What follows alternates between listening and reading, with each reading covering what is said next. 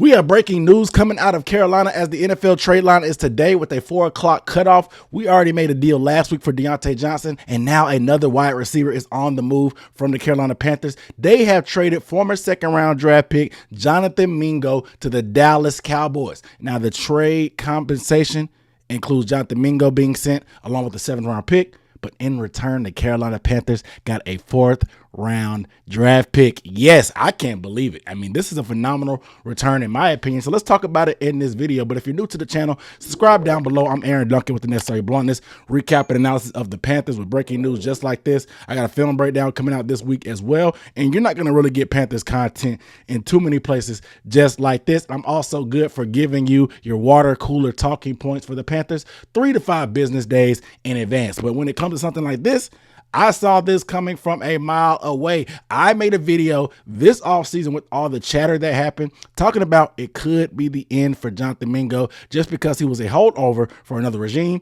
The Panthers were doing a lot of pre-draft visits with wide receivers, and they were very, very busy in the offseason acquiring a wide receiver like Diontae Johnson, and there's not enough room and snaps to go around. And with the emergence lately of Jalen Coker, it was the writing was on the wall, apparently, about Jonathan Mingo. It was just a matter of where he would go and how much they would get for him more so than if it would happen. But he ends up going to the Dallas Cowboys. Now, Jonathan Mingo, yes, we just used a 2nd-round draft pick on him last year, but I'm not really mad at the 4th-round return because if you look at some of his playing time, Jalen Coker around that Bears game really outshined him in the opportunities he had, and the playing time started to really flip to the point that Jonathan Mingo was barely seeing the field at all outside of run blocking opportunities and wasn't really getting to run routes. When Adam Thielen went out on injured reserve, they wanted to give Jonathan Mingo an opportunity to play that slot position, but he did not really take advantage of those chances and just looked kind of weird at times, some awkward catches, weird route running at times. But when Jalen Coker got in that Bears game,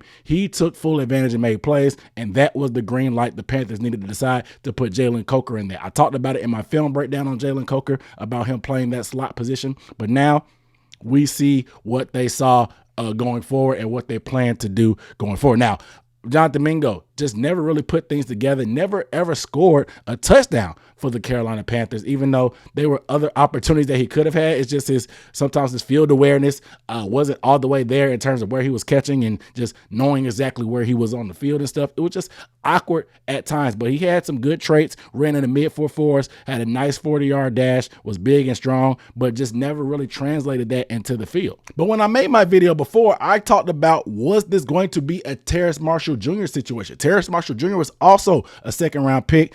Obviously, he fell out of favor with Matt Rule in that regime, but once the coaches started getting fired and you had new coaches come out, he just got caught in the wayside. And each regime, instead of trying to just move him and get rid of him and move on, they tried to keep him around to see what they could get. By the time they got to the final year of his contract, there was no trade value for him, even though they gave him a chance to seek a trade. And he ended up getting cut this year at the 53-man roster cut down. And now I don't even know if he's on the squad or not, maybe bouncing around on practice squads. But that just shows you how the value has gone down. By them trading Jonathan Mingo in the 2nd year of his rookie contract, you still have the benefit of the doubt and the potential upside in other teams' eyes. That's why you're able to get a 4th-round pick. If you look at the trade chart that they put out there, the Panthers, obviously, there's points assigned to each pick. The Panthers' 7th-round pick was valued at about 5 points. That 4th-round pick that they got in return was valued at about 62 points. If you net those together, that's 57 points. 57 points is the equivalent to about a mid to late 4th-round pick net for Jonathan Mingo in general. So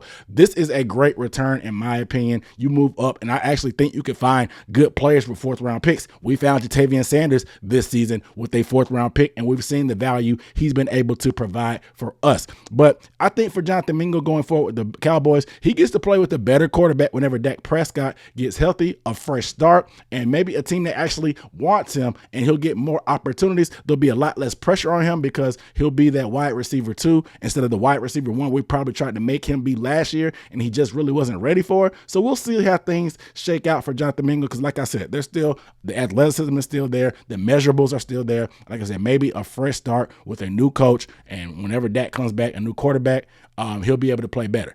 I'm still not sure why Dallas made this deal to give up that much with Dak Prescott going on IR and their season pretty much being the wash. Maybe it's a future play because of all the years left on Mingo's rookie contract, but regardless, I'm happy that we finally fleeced a team for a trade. Sometimes I feel a little skeptical about these trades, but this one I feel very, very good about. Now, Dan Morgan, I got to give you credit because I was very, very critical of that Deontay trade because you definitely could have got more, but when you net it against what you got for this one, all is good in my book for now. We judge you on a move-by-move basis, and you live to fight another day. In my eyes, man, I appreciate the good work that you've done. We'll see what the Carolina Panthers do at the trade deadline today if they move potentially Adam Thielen, if they move Jadeveon Clowney, if they move Miles Sanders. We'll even see if they move Bryce Young, but I doubt it. But if they do make moves, I will be on top of it. So make sure you are subscribed to the channel with bell notifications on. Give this video a thumbs up because I really appreciate that engagement. It helps me spread the message. I'll see you next time. Peace.